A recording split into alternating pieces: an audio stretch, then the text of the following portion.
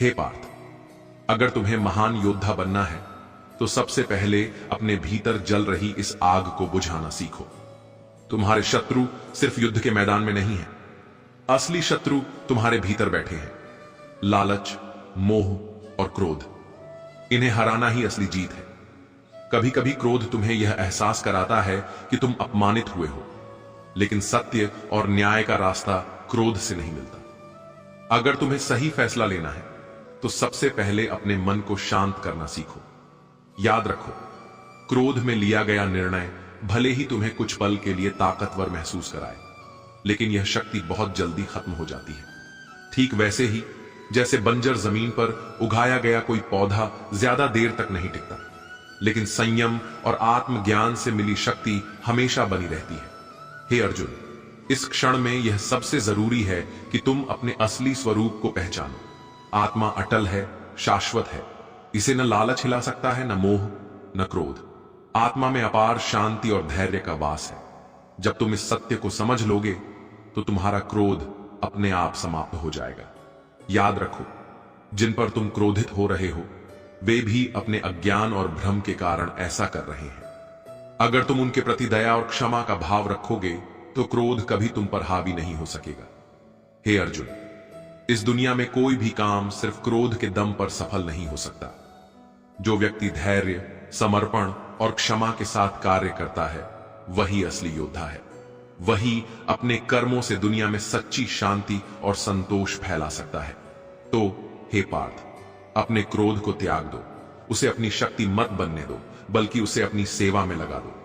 क्रोध पर विजय पाओ और ज्ञान, आत्म संयम और धैर्य को अपनी ताकत बनाओ। यही सच्ची विजय है, यही असली युद्ध है, अपने भीतर के क्रोध और मोह को जीतना। प्राचीन काल में एक छोटे से गांव में राजन नामक एक युवक रहता था। वह स्वभाव से अत्यंत शांत और विनम्र था, लेकिन एक समस्या थी, उसका अत्यधिक क्रोध। छोटी छोटी बातों पर उसका गुस्सा भड़क उठता था, जिससे उसके रिश्ते और कार्य प्रभावित होते थे। एक दिन गांव में एक वृद्ध साधु आए। उनकी शांति और संतुलन देखकर राजन प्रभावित हुआ और उनसे अपने क्रोध पर काबू पाने की सलाह मांगी। साधु मुस्कुराए और बोले, राजन, मेरे पास एक विशेष उपाय है।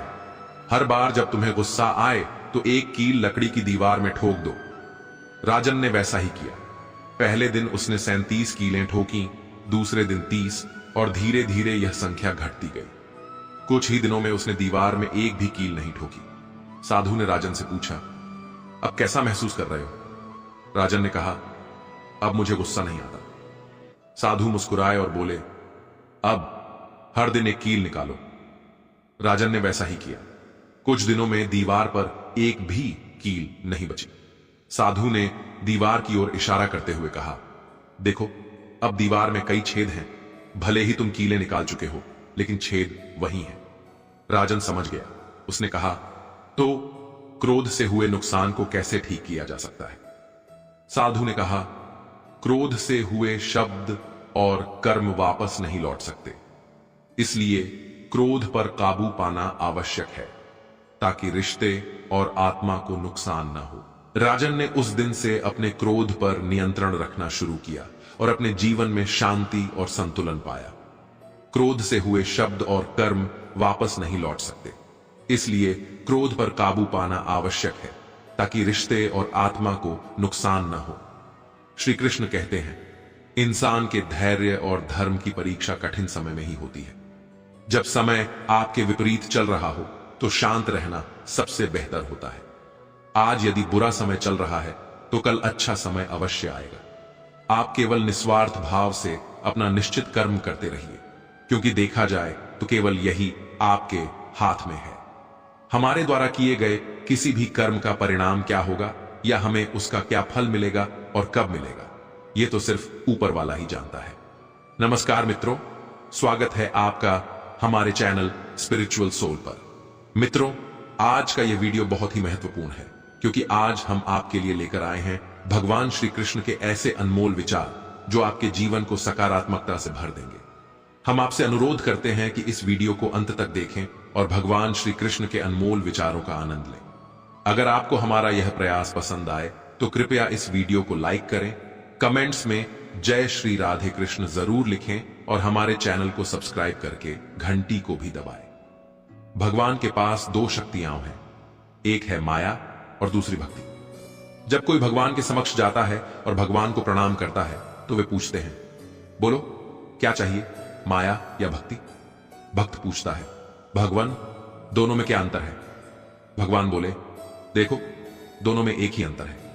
अगर तुम्हें नाचना है तो माया ले जाओ, और अगर मुझे नचाना हो तो भक्ति ले जाओ, क्योंकि जीव जिसके वश में रहे उसका नाम माया है, और भगवान जिसके वश में रहे उसका नाम भक्ति है। भगवान के राज्य में समस्त संसार नाचता है, जबकि भक्ति के राज्य में भगवान स्वयं नाचते हैं। किसी ने पूछा, भक्ति क्या है? बहुत ही प्यारा जवाब आया, भक्ति हाथों पैरों से नहीं होती, वरना विकलांग कभी न कर पाते। भक्ति आंखों से नहीं होती, वरना सूरदास जी कभी न कर पाते। भक्ति बोलने और सुनने से नहीं होती, वरना गूंगे बहरे कभी न कर पाते। भक्ति धन और ताकत से नहीं होती, वरना गरीब और कमजोर कभी न कर पाते। भक्ति केवल भाव से होती है, एक एहसास है भक्ति, जो हृदय से होकर विचारों में आती है और हमारा प्रेम परमात्मा से जुड़कर एक रिश्ते में बदल जाता है। भगवान ने इंसान को जब बनाया तो उसे सब चीजें दी, पर एक चीज इंसान के हाथों से नीचे गिर गई, जिसे भगवान ने अपने पैरों के नीचे दबा दिया। इंसान के चले जाने के बाद किसी ने भगवान से पूछा, आपने अपने चरणों के नीचे क्या छुपा लिया? तब भगवान बोले, मैंने अपने चरणों के नीचे शांति छुपाई है। इंसान सदैव इसके लिए तरसता रहेगा, वह हर जगह इसे ढूंढेगा पर नाकाम रहेगा, और आखिर में उसे यह मेरे चरणों में आकर ही मिलेगी। मनुष्य का यह स्वभाव है कि वह सुख में ईश्वर को याद नहीं करता, पर दुख में उसे सबसे पहले ईश्वर का ही स्मरण होता है। किसी ने पूछा, भगवान कब याद आते हैं? उत्तर मिला, धर्मात्मा को हर समय, पापी को मृत्यु के समय, चोर को पकड़े जाने पर, गरीब को भूख लगने पर, धनी व्यक्ति को बीमार होने पर, कंजूस को पैसा खो जाने पर, किसान को वर्षा न होने पर, मुसाफिर को ट्रेन छूट जाने पर, व्यापारी को नुकसान होने पर, विद्यार्थी को परीक्षा में असफल होने पर। इंसान को विपरीत परिस्थितियों में ही भगवान याद आते हैं। दुख में सुमिरन सब करे, सुख में करे न कोई, जो सुख में सुमिरन करे दुख काहे को होए। सभी दरवाजे बंद हो जाएं, तब भी एक दरवाजा कभी बंद नहीं होता, और वह है ईश्वर का दरवाजा। उम्मीद ईश्वर से रखो, दुनिया से नहीं। मैंने कहा, अपराधी हूं मैं। ईश्वर ने कहा, क्षमा कर दूंगा। मैंने कहा, परेशान हूं मैं। ईश्वर ने कहा, संभाल लूंगा। मैंने कहा, अकेला हूं मैं। ईश्वर ने कहा, हमेशा साथ हूं मैं। मैंने कहा, उदास हूं मैं। ईश्वर ने कहा, नजर उठाकर देख, हर वक्त तेरे आसपास हूं मैं। जब आप भगवान का ध्यान करें तो हमेशा यही प्रार्थना करें, हे प्रभु, अगर किसी समय मैं आपकी उंगली पकड़ना भूल जाऊं तो आप मेरी बांह पकड़ना कभी मत भूलना। अगर मैं आपको कहीं साथ चलने के लिए बोलना भूल जाऊं तो भी आप स्वयं मेरे साथ चलना कभी मत भूलना। कोई कुछ भी कहे, कोई भी बात हो, चिढ़ो मत, गुस्सा मत करो, जोर से मत बोलो, मन शांत रखो, विचार करो और फिर निर्णय लो। आवाज से आवाज नहीं मिटती, चुप्पी से मिटती है। तकलीफ सिर्फ आपको होगी, दुख भी आपको ही होगा। मन शांत रखोगे तो सुख भी आपको ही मिलेगा। जीवन में कई बार हम क्रोध में आकर सीमाएं लांघ जाते हैं और फिर हमारे हाथ अफसोस के अलावा कुछ नहीं लगता। श्री कृष्ण कहते हैं, जिसने अपने मन को जीत लिया उसने संसार को जीत लिया। कुछ पल तन्हाई में बैठकर ईश्वर को याद कर लिया करो, फिर देखना बहुत सुकून मिलेगा। इमली का नाम लेने से मुंह में पानी न भर आए और ईश्वर का नाम लेने से आत्मा को ठंडक न मिले, ऐसा हो ही नहीं सकता। एक बार एक आदमी अपनी नई कार को बड़े प्यार से पॉलिश करके चमका रहा था। वहीं पास में खड़ी उसकी 4 साल की बच्ची पत्थर के एक टुकड़े से कार पर कुछ लिखने लगी। कार पर खरोंच लगती देख पिता को इतना गुस्सा आया कि उसने अपनी बेटी के हाथ को जोर से मरोड़ दिया, इतनी जोर से कि उसकी एक उंगली की हड्डी पर बहुत चोट लग गई। अस्पताल में दर्द से कराहती हुई बेटी ने पापा को गले लगाकर पूछा, पापा मेरी उंगलियां कब तक ठीक हो जाएंगी? शर्मिंदा पिता कोई जवाब ना दे पाया। उसे अपने की पर इतना पछतावा हुआ कि वह घर वापस आकर कार पर लात घूंसे बरसाने लगा और अपना गुस्सा निकालने लगा।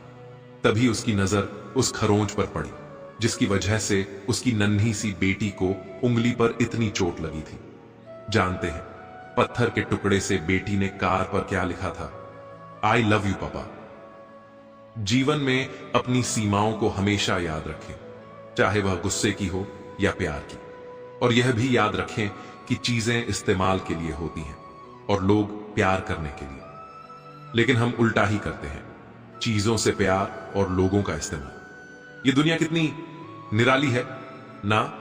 जिनकी आंखों में नींद है उनके पास अच्छा बिस्तर नहीं, और जिनके पास अच्छा बिस्तर है उनकी आंखों में नींद नहीं।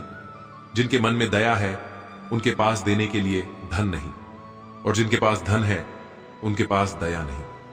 जिसको भूख है उसके पास खाने को कुछ नहीं, और जिसके पास खाने को है उसके पास भूख नहीं। कोई अपनों के लिए रोटी छोड़ देता है तो कोई रोटी के लिए अपनों को छोड़ देता है। श्री कृष्ण कहते हैं जिंदगी में कुछ नेक काम ऐसे भी करने चाहिए जिनका उस ऊपर वाले के सिवा कोई दूसरा गवाह न हो। जीवन मिलना भाग्य की बात है, मृत्यु होना समय की बात है, मगर मृत्यु के बाद भी लोगों के दिलों में जीवित रहना कर्मों की बात है। सब्र कोई कमजोरी नहीं होती, बल्कि यह वह ताकत होती है जो सभी में नहीं होती। दुआएं कभी खाली नहीं जाती, बस सही वक्त पर कबूल होती है। मनुष्य अपने विश्वास से निर्मित होता है, जैसा वह विश्वास करता है वैसा ही वह बन जाता है। हर चीज की नकल की जा सकती है, लेकिन चरित्र और व्यवहार नहीं। शब्दकोश में असंख्य शब्द होते हुए भी मौन होना सबसे बेहतर है। दुनिया में हजारों रंग होते हुए भी श्वेत रंग सबसे बेहतर है।